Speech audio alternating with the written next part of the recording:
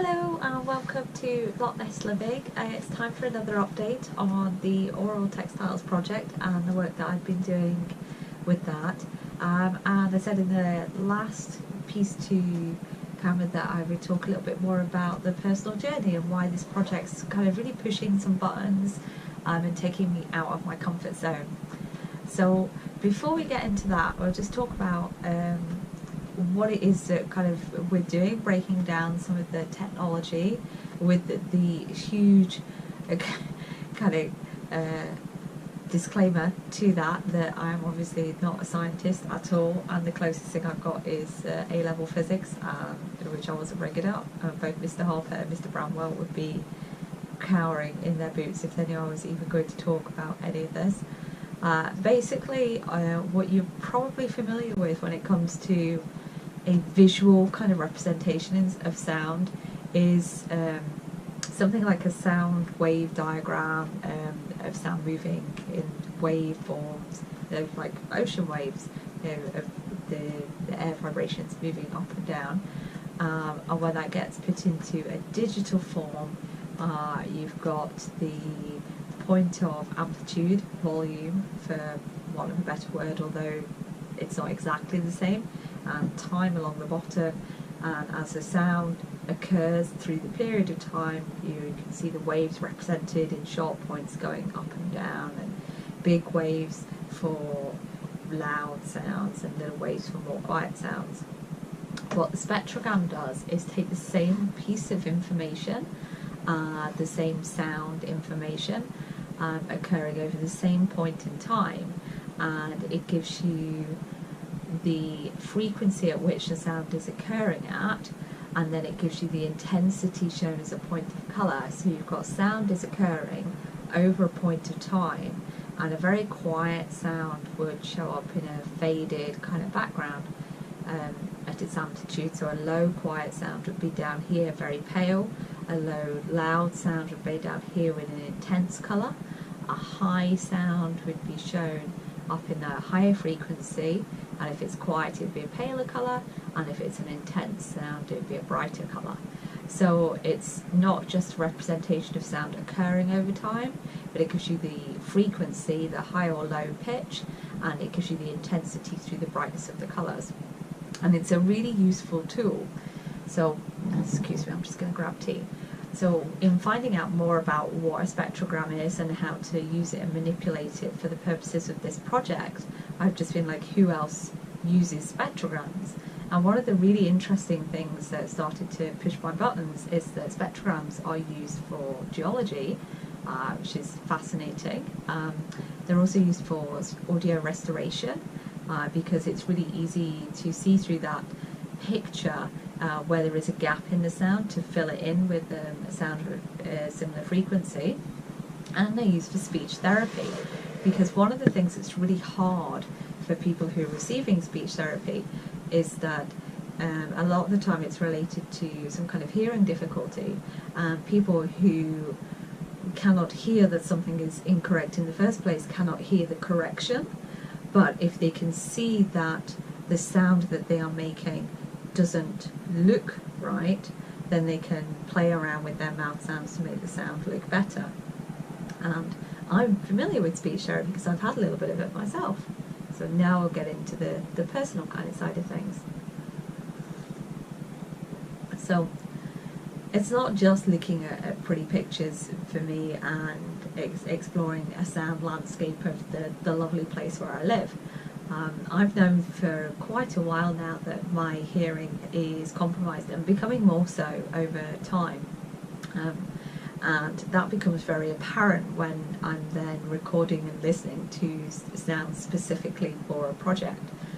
It became very clear at the first workshop and recording session that I did that I wasn't hearing exactly what was being represented on the screen, because I'd never seen a spectrogram before, so I hadn't really kind of had it in my face in that way.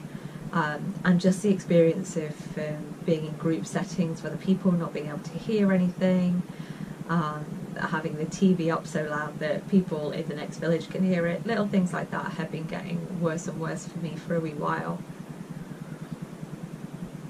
I also have really bad tinnitus, which sounds like a lot of the time like I've got a train passing through, or just a really high pitched noise going on. So I've definitely had a few issues. And after seeing the spectrogram information, I was like, I want to find out more about this. I think now is the time to see what's going on. So I went to see the lovely Tom at Specsavers in Inverness, and he conducted a hearing test for me.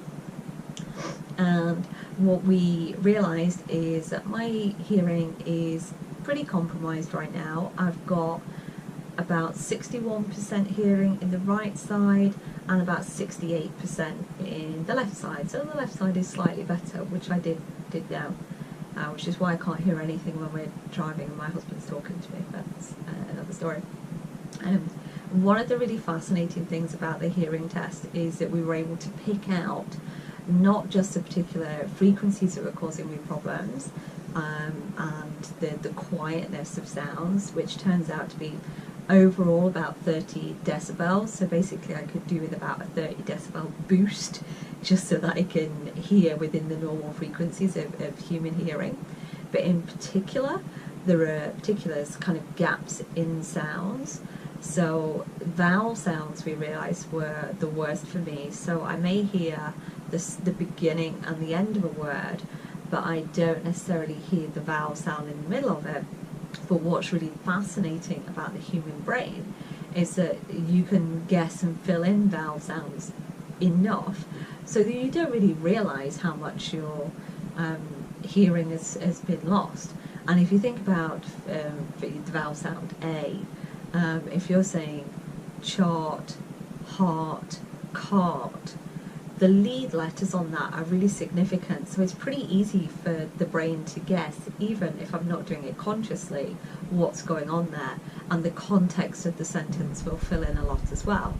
So it is actually quite easy to be quite reduced in hearing without actually realising to the level of compromise. So that has brought me on a bit of a journey with the textiles project, because I'm now aware that I am missing some parts of my hearing. I can quite literally through the spectrogram see what I can't hear, and that is really fascinating to me. And so one of the things I want to do is not be afraid of that, and not be afraid of the process of probably adjusting to hearing aids in the near future, but kind of seeing what it is like to lose sound and have hearing compromised over time.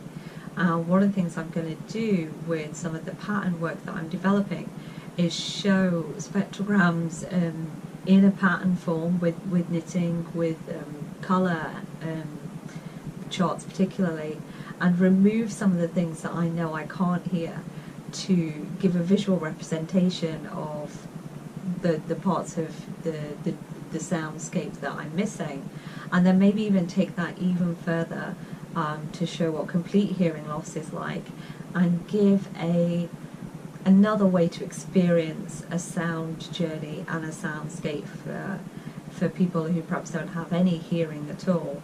And that is something that's is quite close to my heart, to be able to give people every opportunity to experience the world around them, and to share in the creative experiences of others, and to just share our life experiences. So that is the very kind of personal journey that has been planted in me through taking part in this project, and we will see where the work takes us. This week on Instagram I'll be showing a little bit more of the actual images that I've caught alongside the sounds, so that you can have a look and a see, and a little taster and a teaser of what's coming up with the project.